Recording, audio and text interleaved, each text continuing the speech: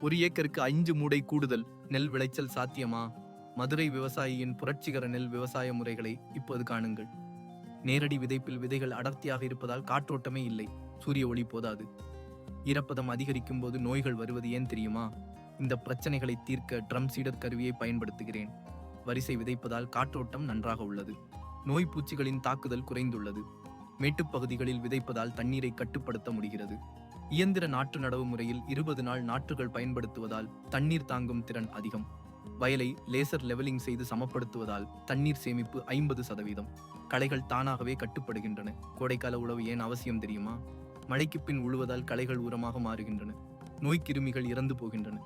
வரப்போரங்களில் உளுந்து பாசி பயிறு விதைப்பது ஏன் முக்கியம்? அவை பூக்கும்போது நன்மை செய்யும் பூச்சிகள் வருகின்றன. அவை தீங்கு செய்யும் பூச்சிகளை தின்னும். இயற்கை உரங்களை மண்புழு உரத்தில் கலந்து பயன்படுத்துவதால் ரசாயன உரம் தேவை குறைகிறது. அறுவடைக்கு முன் வயலை காய வைக்க வேண்டியது ஏன் முக்கியம்? வயல் காய்ந்திருக்கும் போது அறுவடை இயந்திரம் பள்ளங்கள் ஏற்படுத்தாது. இந்த நவீன முறைகளால் ஒரு ஏக்கருக்கு 5 மூடை கூடுதல் விளைச்சல். நாம் மூலம் விற்பனை செய்வதால் பணப்பிரச்சனை இல்லை. ஆனால் மழைக்காலத்தில் அரசு கொள்முதல் மையங்கள் சரியான நேரத்தில் திறக்க வேண்டும். இல்லையெனில் விவசாயிகள் பாதிப்படைகிறார்கள்.